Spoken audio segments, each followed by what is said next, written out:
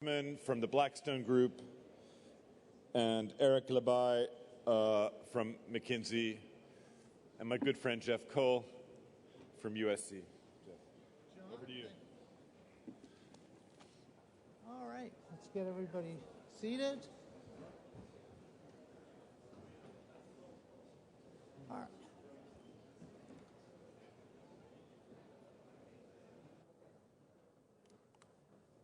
All right, if everybody can take their seat. We've heard a lot in the conference about incumbency and challenges from innovators. I want to really look today at the issue of reinventing traditional businesses. What we can learn about it, who does it well, who does it poorly.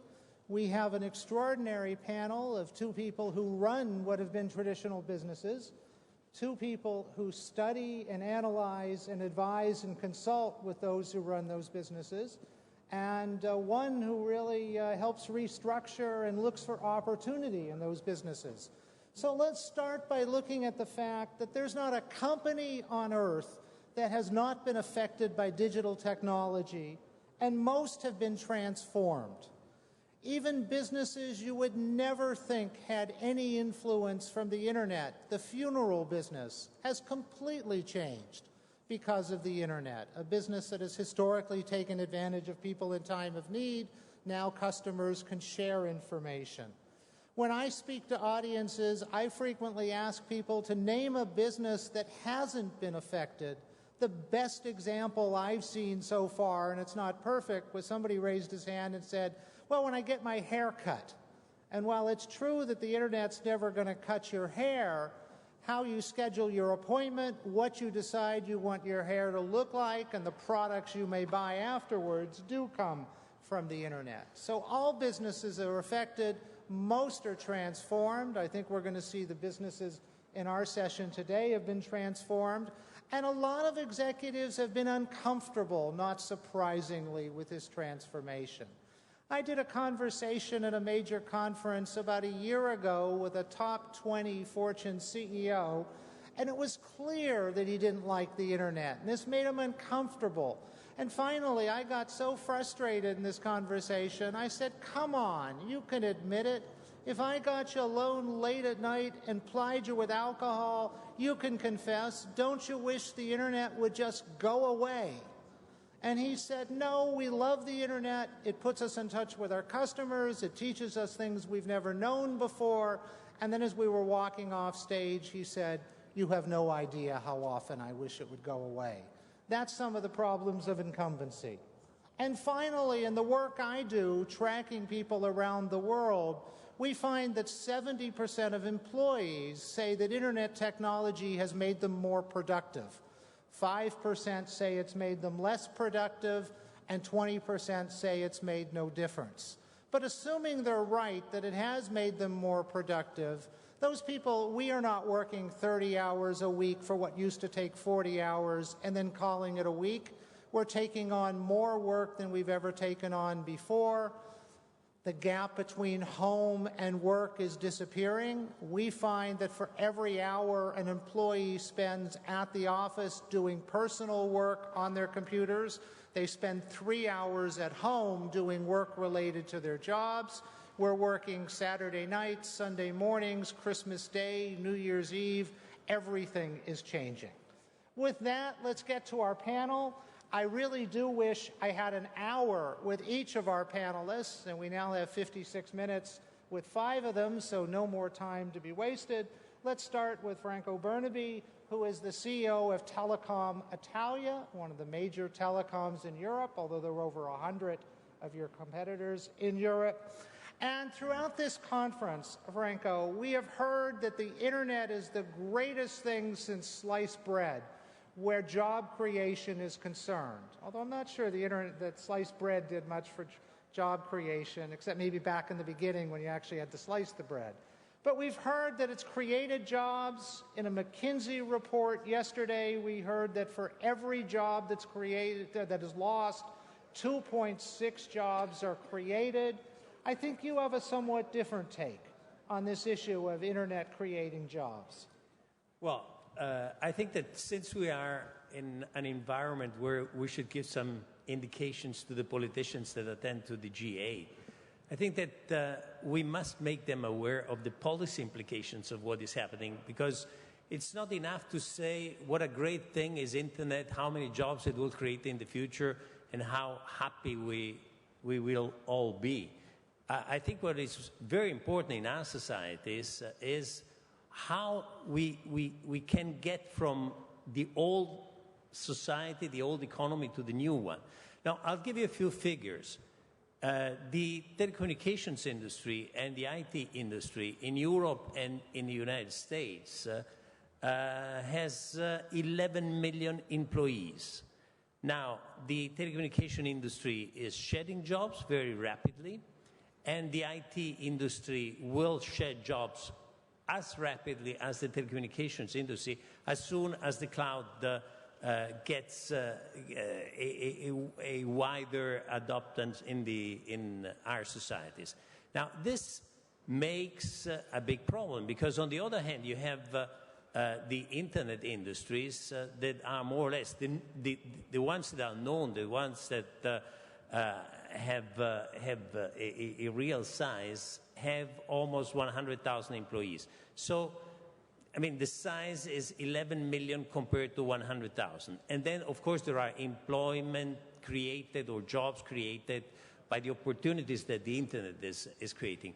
But the big difference is the kind of jobs that the incumbents are shedding and the new jobs that are created in the internet industry. I mean, the old jobs were protected, had a very strong welfare package.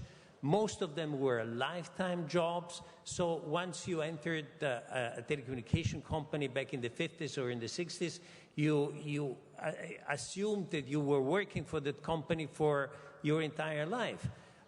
Now you have problems in finding a job. Most of the young people, I mean, need to adapt to a completely different concept.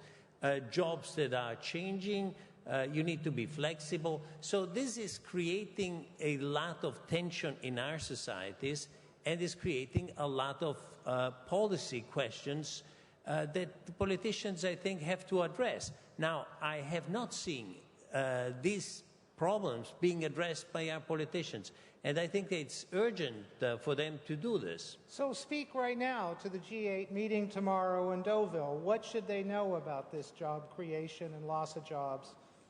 I think that, I mean, looking at from a European perspective, since we are in Paris, but I think also from an American perspective, although not as much as from a European perspective, we have rigid societies.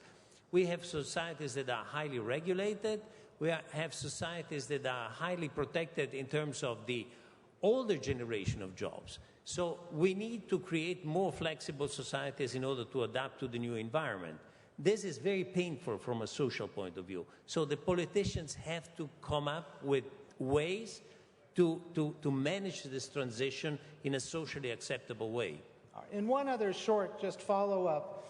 As an incumbent, you're frequently accused, not you yourself, but incumbent telcos and other large incumbents, of stifling innovation, of trying to stomp out competition.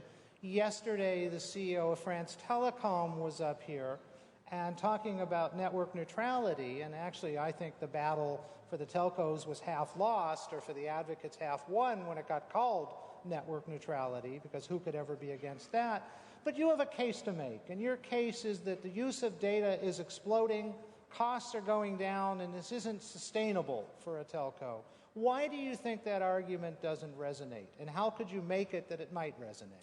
Well, data traffic is growing quite dramatically. We have 30%, on average, 30% data traffic growth per annum in the fixed network, 110% in the mobile network. So this requires a great deal of investments in order to cope with this explosion in demand. At the same time, as you say quite correctly, our prices are falling, our cash flow generation is contracting, so we have to adapt. But adapting to us means that we need to be much more flexible.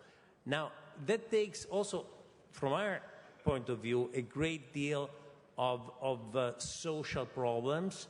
We are responsible, of course, to our employees. We are responsible to society at large. So we have to combine all the different needs. It's a very difficult exercise for ourselves as it is for the politicians that have to address these problems. And one of the great challenges of a reinvention. Let's move on to Rosabeth Kanter, who's a distinguished professor at the Harvard Business School and also works with leading companies, advising them around the world.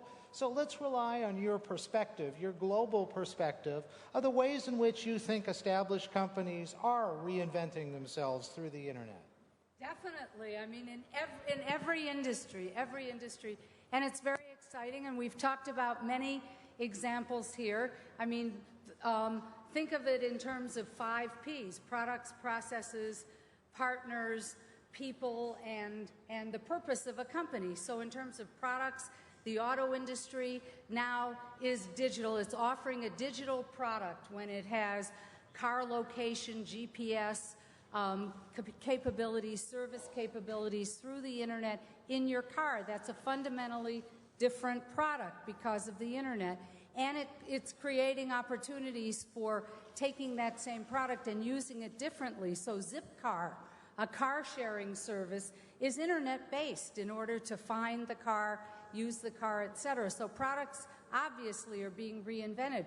Processes, totally reinvented. They are creating a lot of jobs. Those jobs don't necessarily happen to be in the developed world. They're creating a lot of jobs in India.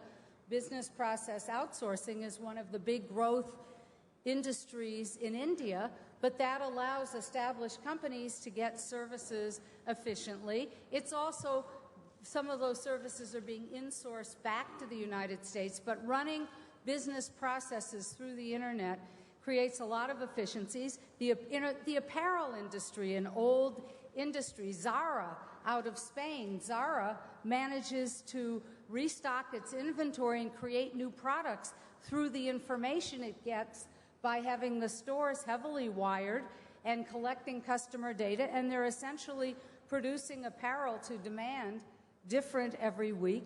So many process changes. Cement factories, Cemex, the global cement company out of Mexico, reinvented through the internet. In fact, they had even created a software company in the early years of the internet, which they then sold. But they decided that they would modernize chemical factories through the use of digital technologies. In terms of partners, big companies are, in fact, not creating jobs. It's small companies that create jobs. But big companies are influencing job creation through their supply chain. It's the big company partnerships with lots of small suppliers, many of which are new economy companies, that creates jobs. And that's a very, very important phenomenon in our world. In fact, big companies, corporate venture capital arms, are now investing in many of the internet new economy startups as a way to have a partner, have a window. Yesterday, Reuters, Tom Glosser was here from Thomson Reuters. The digital reinvention of Reuters was heavily because of their venture capital arm, because John Taysom went to Silicon Valley and was an early investor in Yahoo and a range of other companies, because that technology then, through the investment, could infuse Reuters with new opportunities. So that's another way. Through the people, definitely reinvention. You mentioned work is changing. Well, remote work is growing, and that's very important. And it's not just outsourcing to India. This might revive rural areas, remote work. At IBM, every day, 40% of IBM employees worldwide do not go to work in an IBM office. They might be on the move, but they might be working remotely at home, and IBM has supplied broadband services to some rural areas where people didn't have them in order to allow people to work remotely. It's changing the way people are treated inside companies, not only e-learning as the new mode for training so that people can continue to upgrade their skills, sometimes on their own, but also self-organized development teams, self-organizing, which is a very big internet phenomenon, which is what we've been talking about here in the social network companies, is going on inside big companies, self-organized groups who explore a new phenomena and bring a business proposition forward. More typical in tech companies like Cisco or IBM, but a growing movement as even CEOs have to acknowledge the differences. And finally, the purpose of a company. You know, companies do have to be responsible these days, and digital technologies are helping some of them be responsible. PepsiCo, last year, in 2010, instead of advertising on the Super Bowl, one of the largest media events in the entire world, they instead created an internet contest called Pepsi Refresh, in which people voted for which charities Pepsi should be donating to instead of advertising on the Super Bowl. So they got a lot of publicity for that, but they felt they were doing good, using the new technology, making a difference in the world. Great. Okay, let's move on to Steve Schwartzman, who is the CEO of BlackRock. And your job is to really look at companies, part of your job is to look at companies, make assessments, see who can make this transition or who has made it well or who can't. And you told me backstage before we started that you're not very technical. You don't have a strong background in technology, and yet you have to make these technological assessments about companies. Can you describe the process, which obviously for you has been extraordinarily successful? Well, we actually started BlackRock and sold that, but I'm at Blackstone. So, I'm sorry. But you are correct that I'm probably the most technologically less accomplished. I'm the least accomplished technological person in the room. I think I would assert that, and it's probably true. So I'm dealing in a bit of a hostile world as these events happen. And, for someone like myself who is not as knowledgeable but has responsibility, there's certain, basic principles that, I had a not-for-profit job in Washington as chairman of the Kennedy Center for the Performing Arts, which is the National Cultural Center. And when I was taking the job, I was talking with the person, Michael Kaiser, who was the day-to-day CEO, and Michael said, "What's your vision for the Kennedy Center? We're the National Performing Arts Center." And I said, "Michael, the vision isn't national; it's international." I said, "I want us to reach everyone in the world at very low cost, and we have to do that, through the internet." And we developed a series of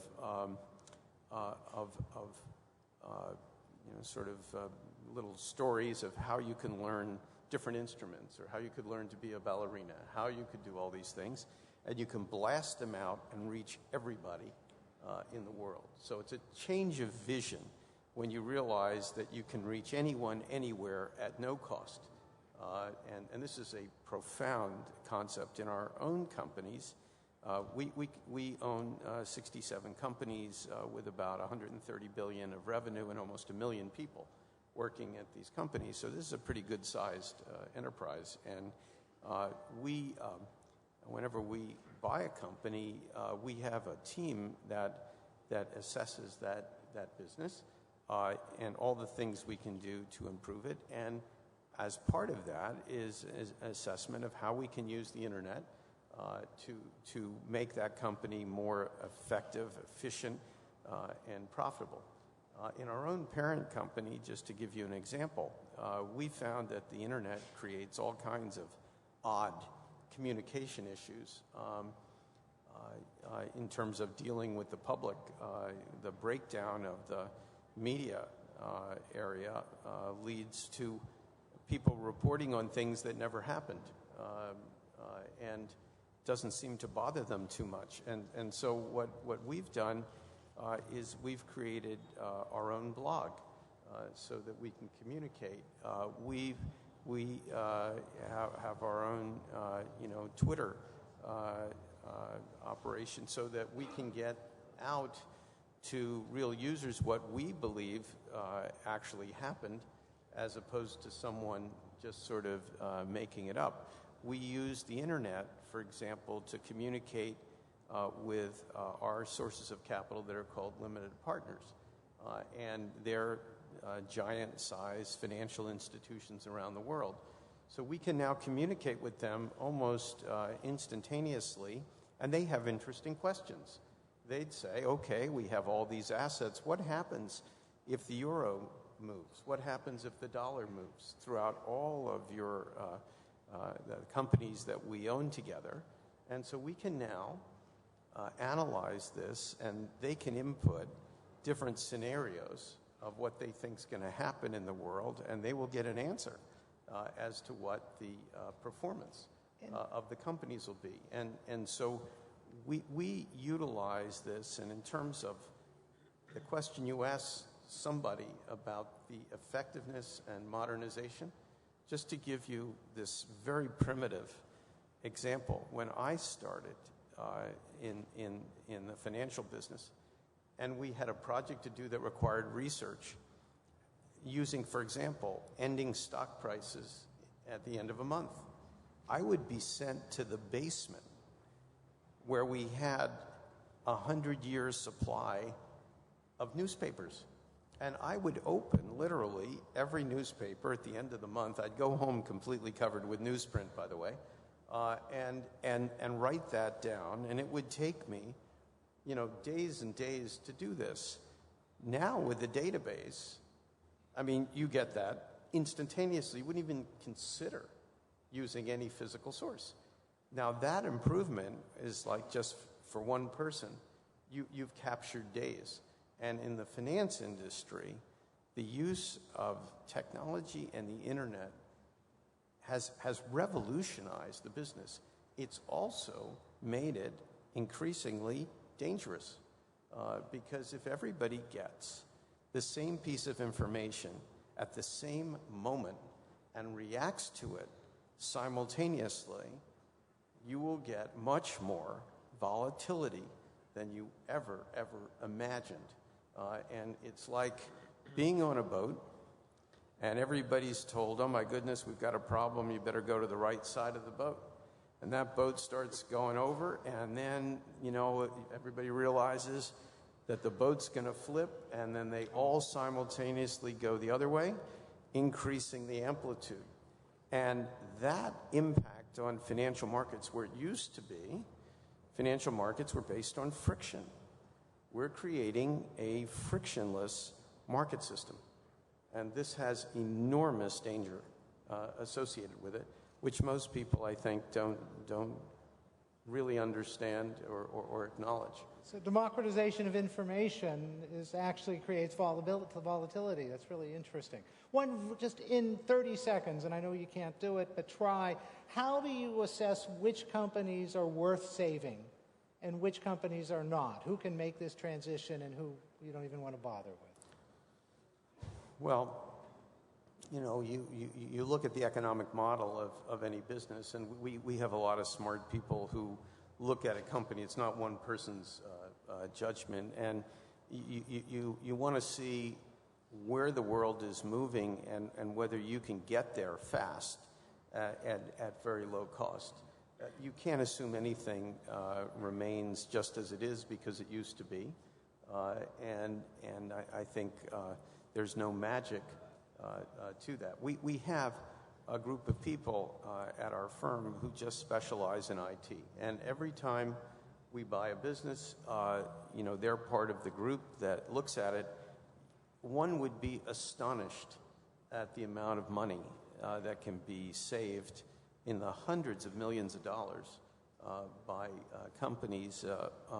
And one of the things that I realized from dealing with this issue, just sort of as more or less of a layman, is that when you have a gifted person in the information technology area, and usually when you pay people more, there's some correlation between a gift, not always, but we can afford to pay our headquarters people more than somebody would at a smaller company that we would buy.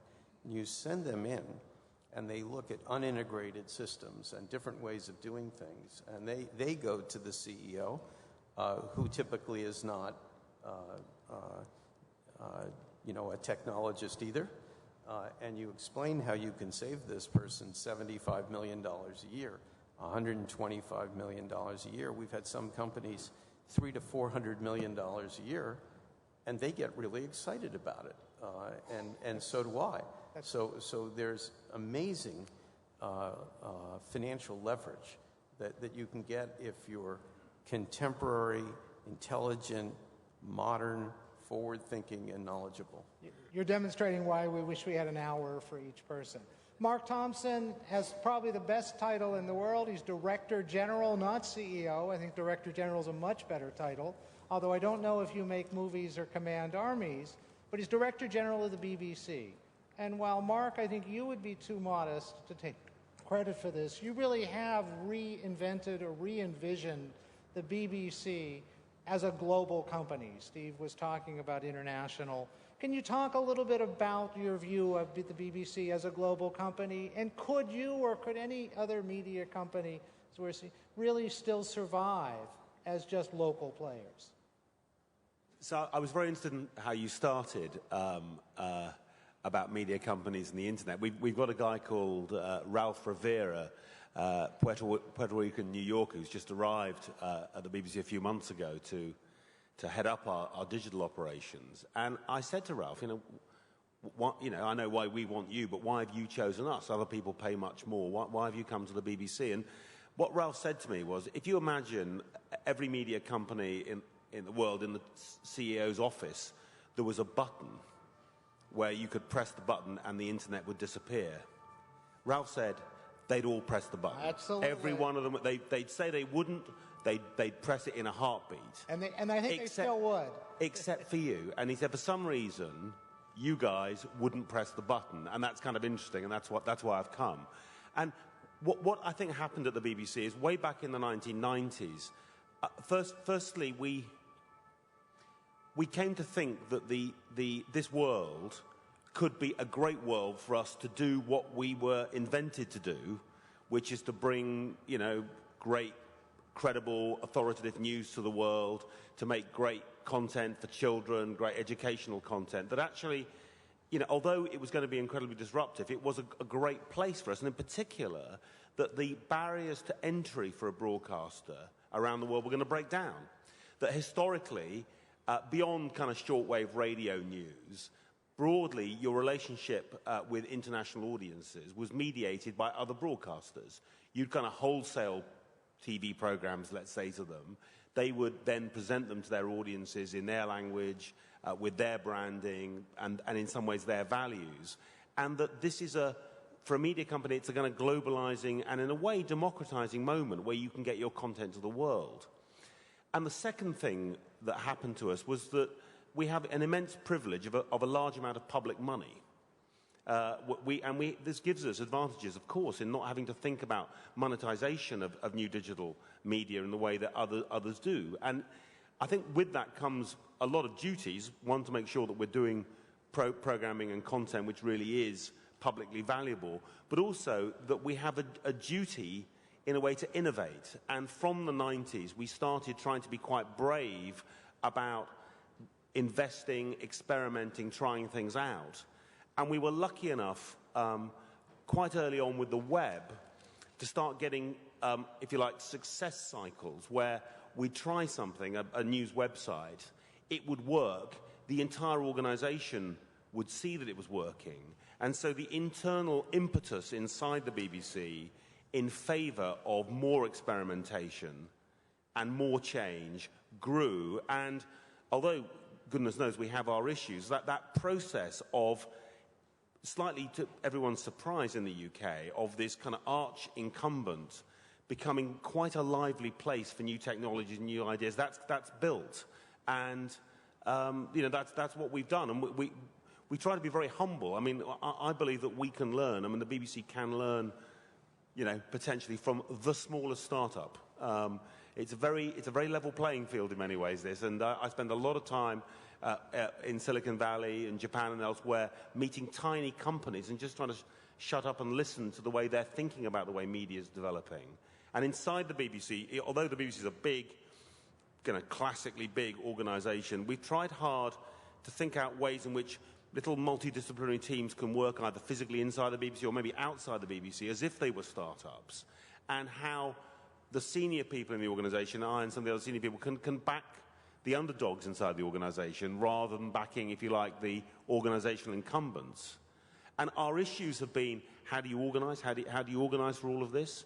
And how do you make sure you don't end up with let's say, a BBC which is divided between a shiny new digital media section and a grim, declining old media section? So how do you mix that? And part of the answer seems to be to kind of shake it up and think about new ways of organizing really every couple of years or so, and just keep things moving and not trying to over-structure and over-organize.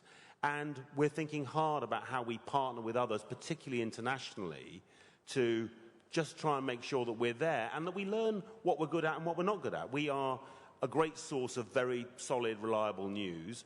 Oddly, that means that we're very useful in the blogosphere and elsewhere because people like to refer to us. But what we're not is, we're not YouTube. We're not, we use user-generated content for news and elsewhere, but our center of gravity is around a certain expectation about conviction, quality, authority, particularly in news and in certain kinds of entertainment and educational programming. And so we try and stick to our strengths and our classical mission, but we're completely reinventing how we deliver that mission, if you like. Within your response, I think, is the real germ of an answer to the challenge of this panel, which is how do you really do the transformation or the reinvention?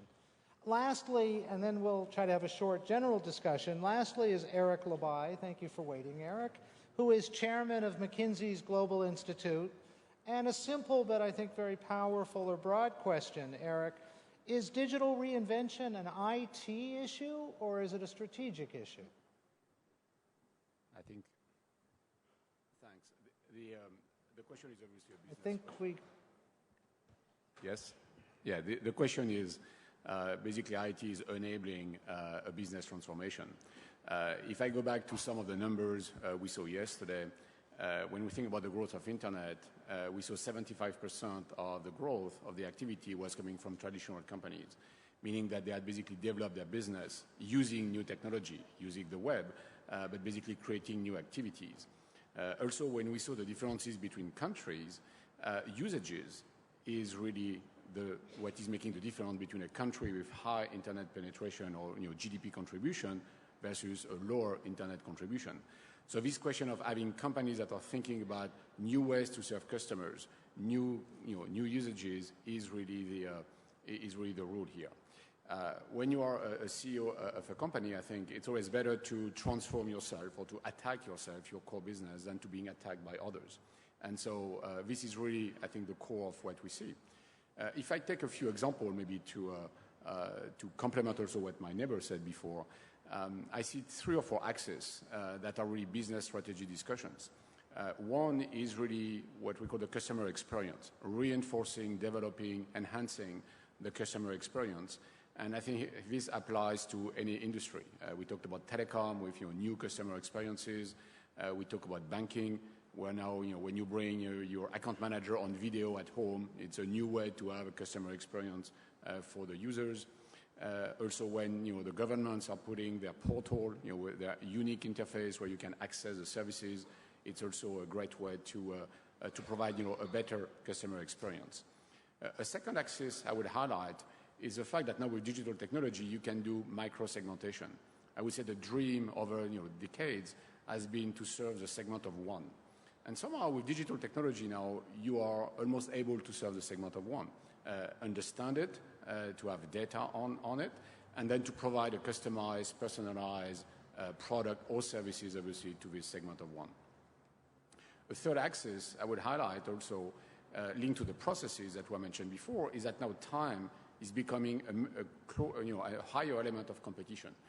Every business has competed before on quality and cost. It's always, am I competitive? Now, time has always been in the landscape, but now it's becoming more and more a key business axis of transformation. And frankly, this is powered by the digital enablement to basically being able to understand market quickly, to get that back to production, and then to serve and compete. And here, there is almost an implication also on the previous question we discussed, which is job creation. Because now also with the time competition, you can keep maybe, businesses that are not as competitive globally on cost, but are highly competitive on time.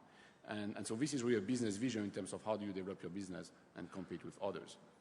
And finally, the last point I would highlight also is when you think about how to enrich your products, enrich your services, getting basically the partners, getting the web also, putting questions on the web to get answers. Before, R&D department, one of my favorite examples is R&D department have been very closed in the past.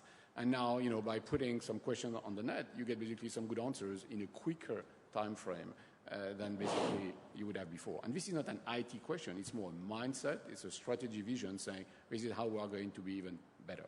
So this use of data, big data is obviously going to shape the future, but the way you use it, the way you think about it is really what is going to make a difference. More than, obviously, then you need analytical capabilities, you need IT, but as a way of helping make better business decisions. I saw during your answer that Rosabeth was nodding through most of it, so clearly McKinsey and the Harvard Business School are aligned. One very quick question. As a McKinsey guy, I doubt you're going to want to name a client who's not doing it well, but I assume you wouldn't mind complimenting a client who's doing it well. Who do you think is making this transition well? Oh, I think you mentioned retailers. For me, some of the retailers with the fast retailing is really a very, very nice transition in terms of really getting from customer to the production and the supply chain in a very, very nice way. And basically fulfilling the customer experience, fulfilling the customer segmentation in a way that was not possible, 10 years ago, 5 years ago. So one example here. We do want to get quickly to questions from the audience, but I do want to ask at least one question that we can hopefully do as a discussion, although, as you know, we can see the timer there as a brief one. It may turn out to be that the most influential person regarding business transformation may be the same one as the most influential in changes in politics and changes in personal communication, who just celebrated his 27th birthday and is going to be speaking at the end of the day today. Let's talk about social networking for a moment and how it affects companies and how it affects your ability to control your relationship with customers who now all do want to have a relationship with you.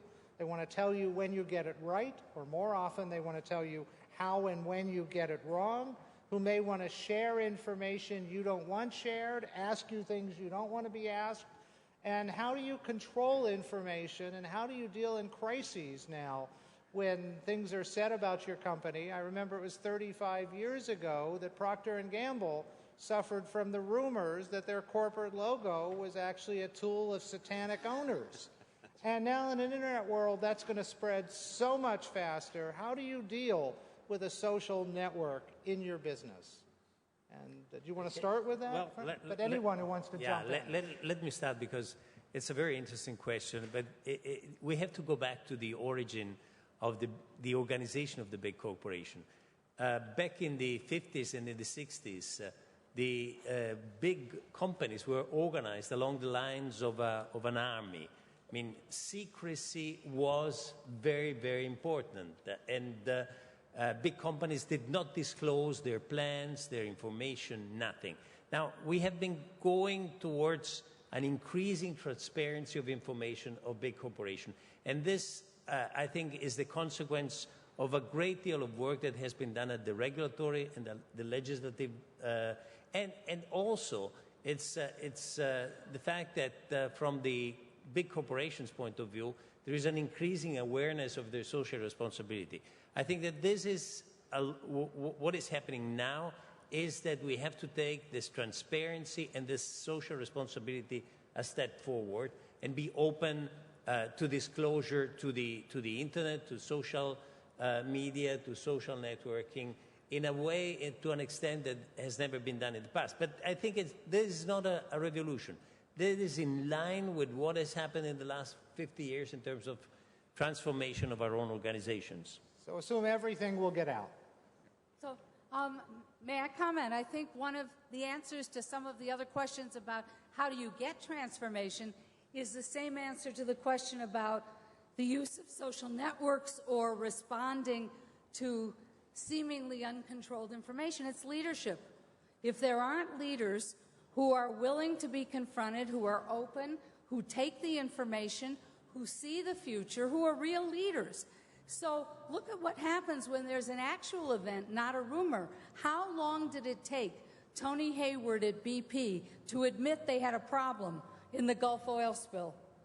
That was real information, not rumors. I mean, leaders have to respond to events. I think time is a great dimension for leaders, too, in a very timely fashion. So they need to be on those social media. They need to be answering. I love CEOs who answer their own personal email.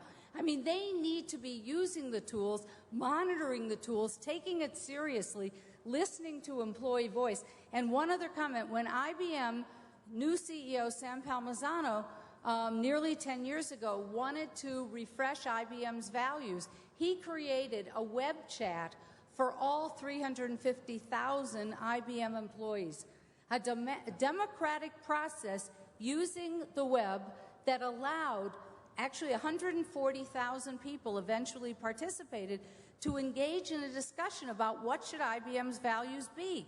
They did it later with innovation priorities. Okay, I mean, in a way, businesses have to become democracies, too. So the time frame has changed. Mark, and anybody can join this, but let's...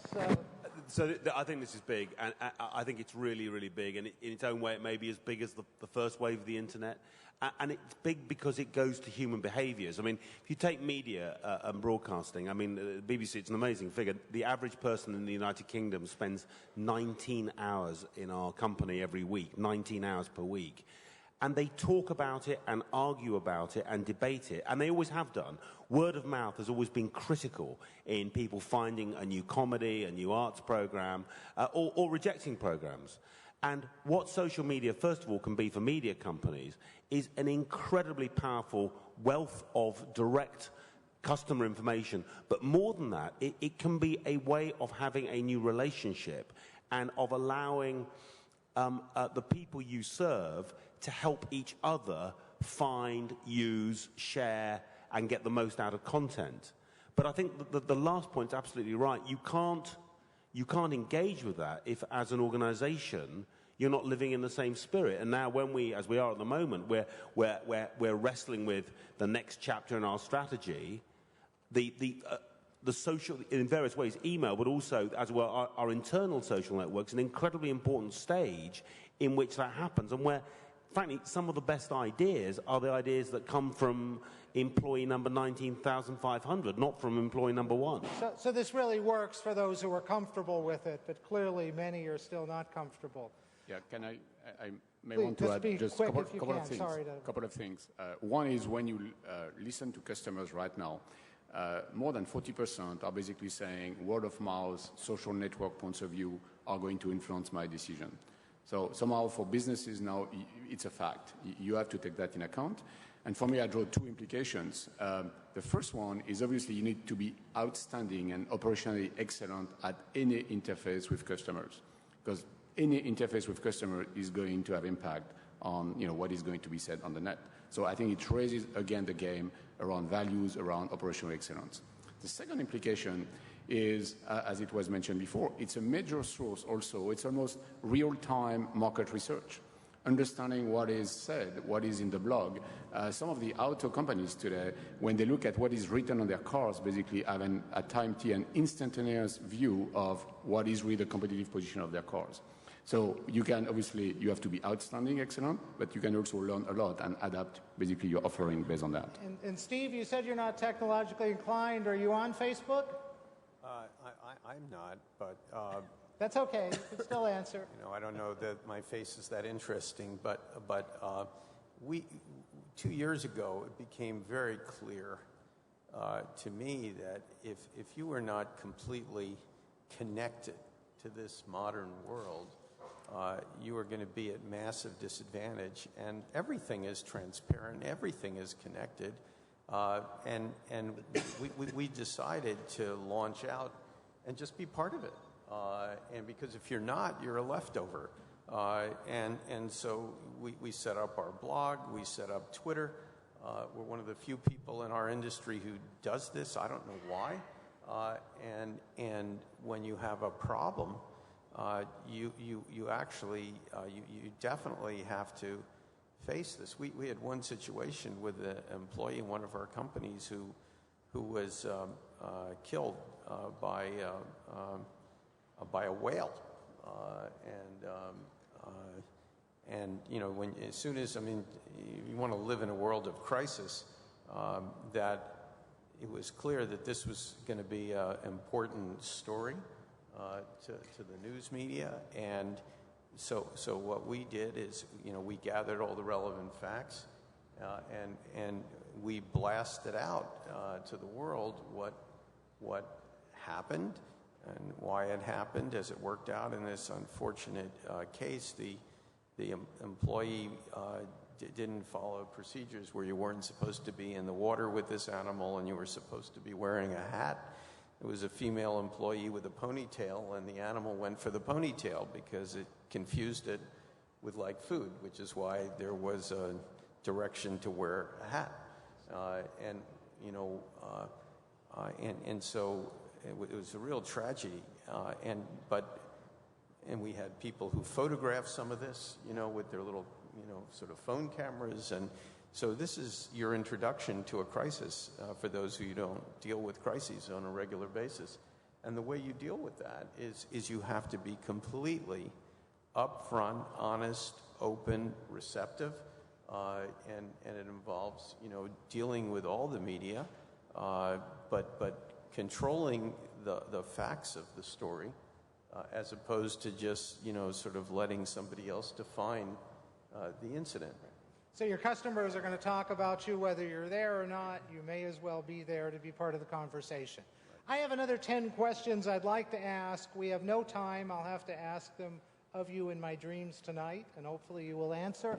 But let's leave a few minutes for some questions from the audience. And I'm sure if you can organize anybody you'd like to ask, if you're directing it towards a particular person, please indicate so. And please phrase your statements in the form of a question. Sound like Alex Trebek, but over there.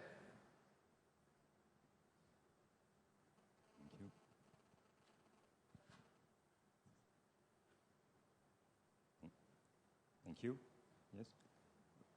Robert Lemay, my question is for Mr. Schwarzman. Do you think in the financial market there is too much technology? Because a lot of people in the States or in France or in Europe think that the only solutions to do is to switch off the computers.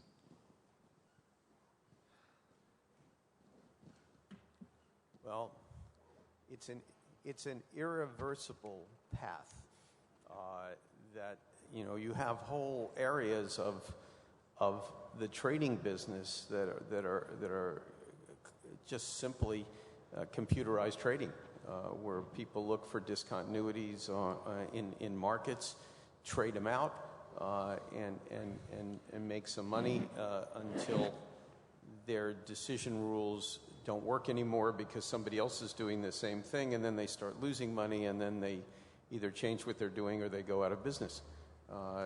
That you're not going to be able to run from this. Decision-making doesn't have to be predicated on the use of all these computers and knowledge base of that type. That the best calls are made by intelligently looking at where the world's going, and you know, I guess what they would say is that 90% of investment performance is a function of asset allocation. And what that gibberish means in you know, sort of straightforward language is if you sort of know where the world's going and you position yourself in that way, should you be in equities, should you be in equities in India as opposed to equities somewhere else, that will give you a successful result, not a computer use of a computer per se. The whole digital world has made knowledge gathering so remarkably facile and easy that it positions you to learn these things. Literally every person at our firm has a BlackBerry, except for me. I'm the only one who doesn't, so I have peace of mind. I don't sit at a meeting, sort of hunched over. I actually forbid that because people now spend so much time looking in their laps. I don't know what's going on down there, but I don't want to know. They're not even thinking about what's going on in a meeting. It's completely ridiculous. And if you want to really have a meeting, you ought to focus on what's going on at the meeting, not the 7 other things that are going on in your life. And you should have shorter meetings, perhaps. Used to think it was a sign of power when you didn't have to have a BlackBerry, but Obama has changed that. I don't think about it, and you can always reach me on my cell phone, which will make Telephone Italia happy. I think you have to have a balance. Use the technology, which is an extremely powerful tool, to give you as much of an advantage, but you have to step back, put it away, and think about what you're doing, unless you're just designing certain, market-oriented trading strategies where that's an enormous help. We'll be posting Steve's cell phone number at the end of the panel. Over there, the lady in the middle. Thank you, Professor Cole. This is Divina Fraumegs from the Sorbonne University, speaking for civil society. I have 2 questions, in fact. One for Mark Thompson about what's happening to public service online. There is now BBC subjected to a public service test, and I would like to know what he thinks about that and the major cuts he's had to take for his corporation. And more generally to the whole panel, what is happening to public service obligations online for all of the other companies? My other question is... Why don't we stay with the first one for a moment? We're getting really... Okay, so I think, firstly, the need for and the value of having guaranteed, in the case of the BBC, properly funded high-quality news available, news and other programs, but let's take news as an example, available in digital media, not to exclude other forms of media, but as one of the choices available to audiences in the UK, but also around the world. I think that absolutely still makes sense. It makes sense for audiences, both in the UK and around the world. They say it makes sense, and the fact that it's public money, which means that, in a sense, you can make it for everyone. You don't have to focus on one audience group. You are disinterested in terms of commercial interests. So, crucially, not to say this is the only way of doing news, but as part of the story of the news that's available to the world and other culturally and socially valuable forms of content. I think that underlying argument still makes sense. I think it is reasonable for the BBC and other public broadcasters, however, to be tested and held to account for whether what we're doing really does add public value and whether its impact on the market net is not negative or not too negative. So I think the idea that we should be held to account is reasonable, and I think that system of public value tests and market impact assessments developed in the UK is a sensible and pragmatic way of doing that, and has not prevented the BBC from doing a great deal on the web, but I think has gone some way to addressing the concerns of our critics and commercial colleagues in the UK. Right now, in common with every other public institution in the UK, we're facing constrained funding. In terms of our international news services, I think that will have, I'm afraid, some negative and destructive consequences. But I have to say also, at the same time, investment that we're able to get in other international services, bbc.com, our website, BBC World News, is actually growing at the moment. And I believe that although, of course, one would always like to have more resources, I believe we can continue to deliver very high-quality services in the UK and around the world with the money we've got. I'd like to comment on public service obligations, because I think that's a very important public policy question that has to be addressed in the framework of where we are now.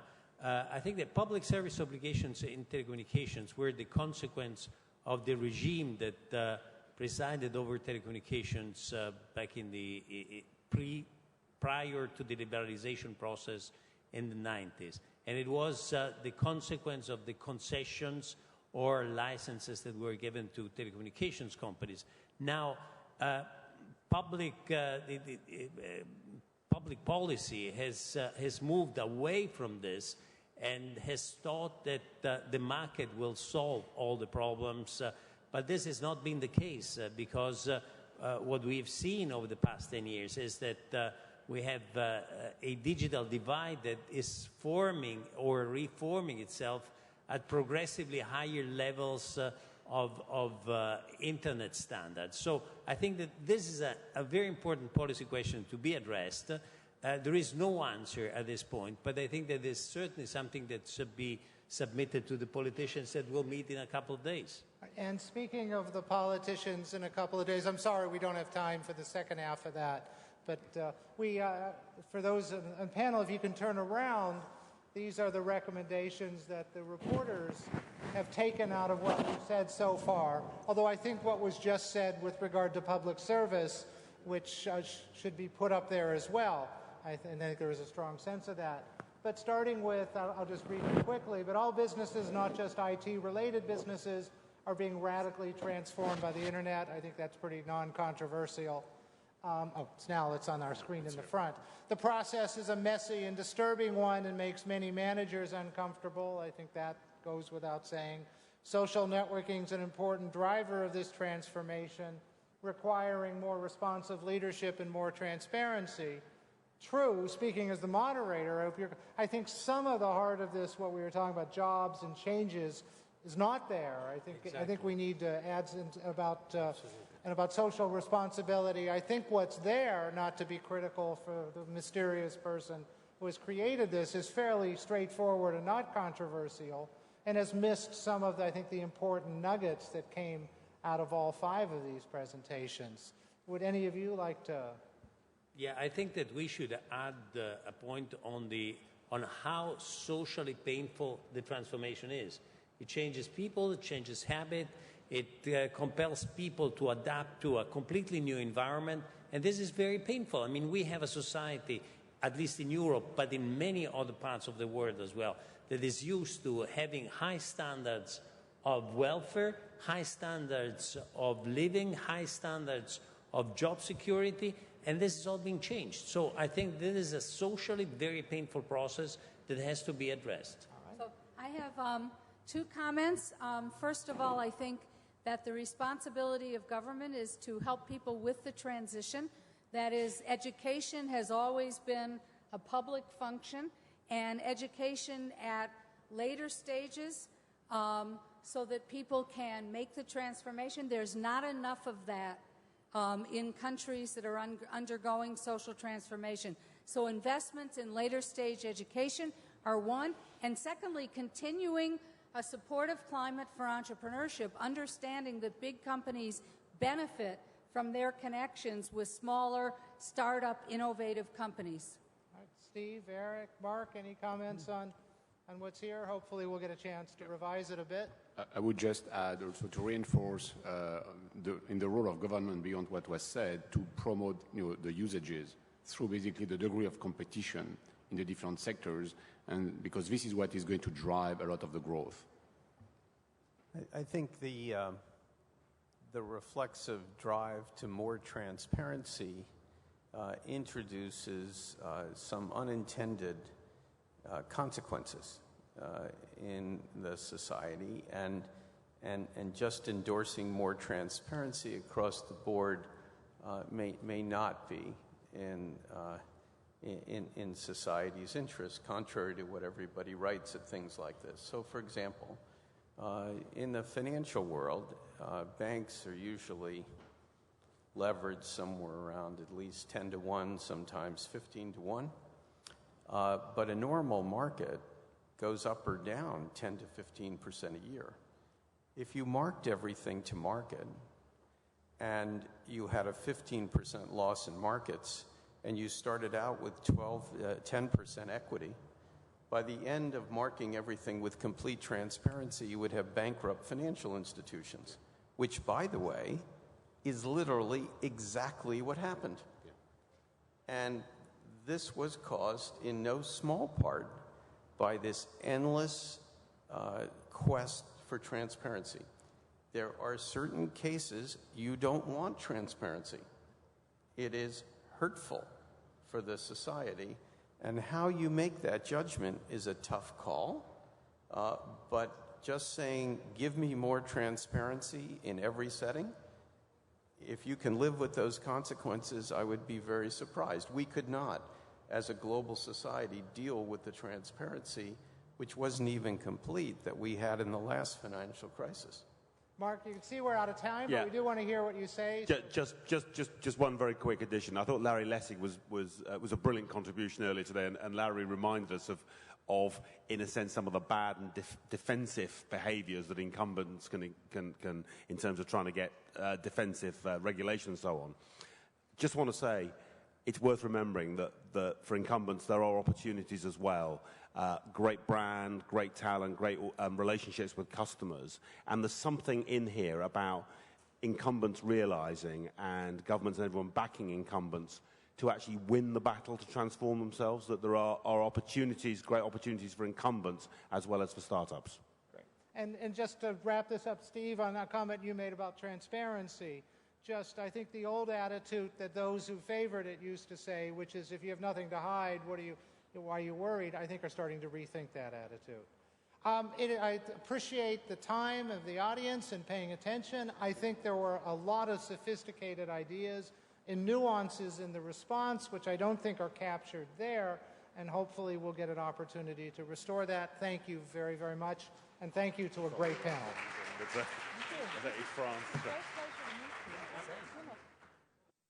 Thanks, Jeff. Time for a quick cup of coffee. I want to remind you that the workshops are in parallel. They start in around 10 minutes, 11:30 sharp. First come, first served.